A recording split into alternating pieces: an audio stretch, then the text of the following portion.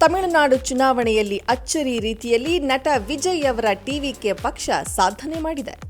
ಚೊಚ್ಚಲ ಚುನಾವಣೆಯಲ್ಲಿಯೇ ಹೆಚ್ಚಿನ ಸ್ಥಾನಗಳಲ್ಲಿ ಗೆಲುವು ಸಾಧಿಸುವ ಮೂಲಕ ಅಧಿಕಾರದ ಚುಕ್ಕಾಣಿ ಹಿಡಿಯುವ ಹಾದಿಯಲ್ಲಿದೆ. ಕಮಲ್ ಹಾಸನ್ ಹಾಗೂ ರಜನಿಕಾಂತ್ ಅವರಂತಹ ಸ್ಟಾರ್ ನಟರು ಮಾಡದ ಕೆಲಸವನ್ನು ಮಾಡಿ ತೋರಿಸಿದ್ದಾರೆ. ದಳಪತಿ ವಿಜಯ್ ತಮಿಳುನಾಡು ಚುನಾವಣಾ ಕಣಕ್ಕೆ ಧುಮುಕಿದಾಗ ಅನೇಕರು ಅಷ್ಟಾಗಿ ಗಂಭೀರವಾಗಿ ತೆಗೆದುಕೊಂಡಿರಲಿಲ್ಲ. ಈಗಾಗಲೇ ಸಿನಿಮಾ ರಂಗದಿಂದ ರಾಜಕೀಯಕ್ಕೆ ಬಂದ ಅನೇಕರು ವಿಫಲವಾದಂತೆ ಇವರೂ ಯಶಸ್ಸು ಸಾಧಿಸುವುದಿಲ್ಲ ಅಂತ ಬಹುತೇಕ ಮಂದಿ ಮಾತನಾಡಿಕೊಳ್ಳುತ್ತಿದ್ದರು. ಆದರೆ ಈಗ ಚೊಚ್ಚಲ ಚುನಾವಣೆಯಲ್ಲಿ ಗಮನಾರ್ಹ ಪ್ರಭಾವ ಬೀರುವ ಮೂಲಕ ದೇಶವನ್ನೇ ತನ್ನತ್ತ ತಿರುಗುವಂತೆ ಮಾಡಿದ್ದಾರೆ.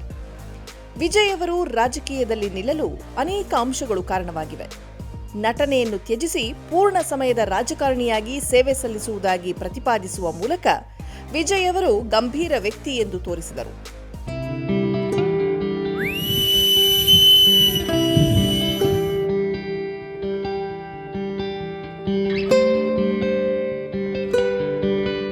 ಆದರೆ ರಜನಿಕಾಂತ್ ಅವರಲ್ಲಿ ಸ್ಪಷ್ಟತೆ ಇರಲಿಲ್ಲ. ಒಂದು ದಶಕದ ಕಾಲ ಕಸರತ್ತು ಮಾಡಿದ ನಂತರ ರಜನಿಕಾಂತ್ ರಾಜಕೀಯಕ್ಕೆ ಧುಮುಕಿದರು. ಆದರೆ ಚುನಾವಣೆಯಲ್ಲಿ ಸ್ಪರ್ಧಿಸದೆಯೇ ಹೊರಬಂದರು. ಕಮಲ್ ಹಾಸನ್ ಒಂದು ಹೆಜ್ಜೆ ಮುಂದೆ ಹೋದರು. ಅವರ ಮಕ್ಕಳ ನಿಧಿಮಯಂ ಎಂಎನ್ಎಂ 2019ರ ಲೋಕಸಭಾ ಚುನಾವಣೆ ಮತ್ತು 2021ರ ತಮಿಳುನಾಡು ವಿಧಾನಸಭಾ ಚುನಾವಣೆಯಲ್ಲಿ ಸ್ಪರ್ಧಿಸಿತ್ತು. ಆದಾಗ್ಯೂ ಎಂಎನ್ಎಂ ಒಂದೇ ಒಂದು ಸ್ಥಾನವನ್ನು ಗೆಲ್ಲುವಲ್ಲಿ ವಿಫಲವಾಯಿತು. 2026ರ ಹೊತ್ತಿಗೆ ಕಮಲ್ ಹಾಸನ್ ಅವರ ಎಂಎನ್ಎಂ ಮುಸುಕಾಗಿತ್ತು. ನಟ ಈಗ ಡಿಎಂಕೆ ಬೆಂಬಲದೊಂದಿಗೆ ರಾಜ್ಯಸಭಾ ಸಂಸದರಾಗಿದ್ದಾರೆ. ಎರಡನೆಯದಾಗಿ ಟಿವಿಕೆ ಡಿಎಂಕೆ ಹಾಗೂ ಎಐಎಡಿಎಂಕೆಗಿಂತ ಭಿನ್ನ ಎಂದು ಬಿಂಬಿಸುವಲ್ಲಿ ವಿಜಯ್ ಮಾಡಿದ ಪ್ರಯತ್ನವು ಒಂದು ಮಾಸ್ಟರ್ ಸ್ಟ್ರೋಕ್ ಆಗಿ ಸಾಬೀತಾಯಿತು.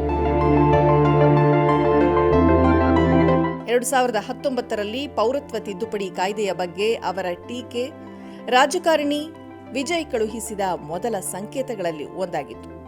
ವಿಜಯ್ ಅವರ 85,000ಕ್ಕೂ ಹೆಚ್ಚು ಅಭಿಮಾನಿ ಸಂಘಗಳು ಸಹ ನಿರ್ಣಾಯಕ ಪಾತ್ರ ವಹಿಸಿವೆ.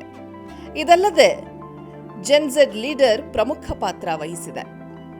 ರಜನಿಕಾಂತ್ ತಮ್ಮ ರಾಜಕೀಯ ಪ್ರವೇಶವನ್ನು ಘೋಷಿಸಿದಾಗ ಅವರಿಗೆ 70 ವರ್ಷ ವಯಸ್ಸಾಗಿತ್ತು. ಕಮಲ್ ಹಾಸನ್ 65 ವರ್ಷಕ್ಕಿಂತ ಮೇಲ್ಪಟ್ಟವರಾಗಿದ್ದರು.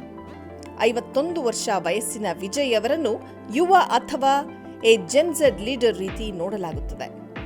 40 ವರ್ಷಕ್ಕಿಂತ ಕಡಿಮೆ ವಯಸ್ಸಿನ 2 ಕೋಟಿಗೂ ಹೆಚ್ಚು ಯುವ ಮತದಾರರಲ್ಲಿ ಅವರ ಆಕರ್ಷಣೆ ನಿರ್ಣಾಯಕವಾಗಿದೆ. ಹೀಗಾಗಿ ವಿಜಯ್ ಪಕ್ಕಾ ಪ್ಲಾನ್ ಮಾಡಿಕೊಂಡು ರಾಜಕೀಯದಲ್ಲಿ ಯಶಸ್ಸು ಹೊಂದಿದ್ದಾರೆ.